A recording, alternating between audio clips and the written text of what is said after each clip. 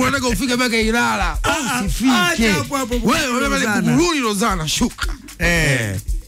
Tunaendelea mbele hapa Uncle BK, sawa? Tunasonga mbele, tunaendelea mbele. Mambo yanaendelea mbele kabisa. Sasa Swaiba leo umeshwa. Leo umeshwa. Umechanja?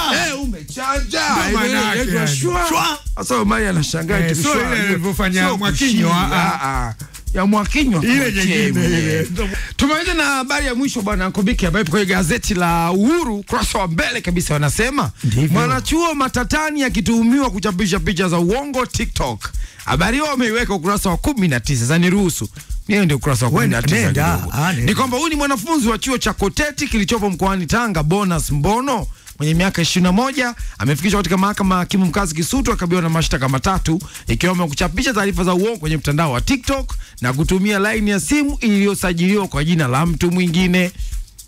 Mistake nataka kuendelea mbele tuishia. Amechapisha taarifa za uongo TikTok, alafu anatumia line ya simu ambayo imesajiliwa kwa jina la mtu mwingine. Sasa kama umeona hizi ni taarifa nzuri, kwa nini utumie line ya simu ya mtu mwingine? Kwa nini usitumie ya kwako ambayo umeisajili kwa jina lako? Mimi nafikiri ifikie wakati, ni sawa tunapenda teknolojia na dunia ndio inaelekea huko, lakini hizi teknolojia tunazitumia vipi? Nafikiri isifikie wakati uhuru wa matumizi ya teknolojia na uhuru wa habari na kujieleza tukafanya vitu vya ovyo ambavyo vinakwenda kuleta udhalilishaji. Sababu hii teknolojia inapoelekea sasa hivi tutadhalilika sana. Kwa sababu mtu atakuedit, atakuweza kuedit unafanywa vitu vibaya kabisa. Na utashindwa mpaka ukija kujulikana sio kweli. Wewe unaona video ya mama wamemtengeneza anapigana. Sasa hebu jiulize. Kama anapigana kaona mtandio umeruka. Nikasema jamaa. Hebu wewe jiulize. Kuna mmoja hizo wamtengeneza mama anacheza mama. Hivi anacheza nyashi na nyashi. Hivi mama anaweza kwenda kuunani wigi kabisa kweli?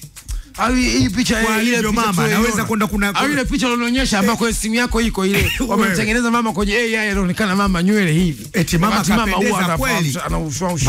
Mama bila ushungu. Vitu mama anaweza wazi. Kwa nafikiri ifikie wakati vijana chonde, vijana ambao mnapenda kutumia mitandao ya kijamii, mnapenda kutumia teknolojia za kisasa, mnapofanya vitu fanyeni kwa kiasi na mjue mipaka yenu. Tusifikie katika kudhalilishana, tutafikishana pabaya. Ndio. Tumalize na ujumbe wako msikilizaji leo.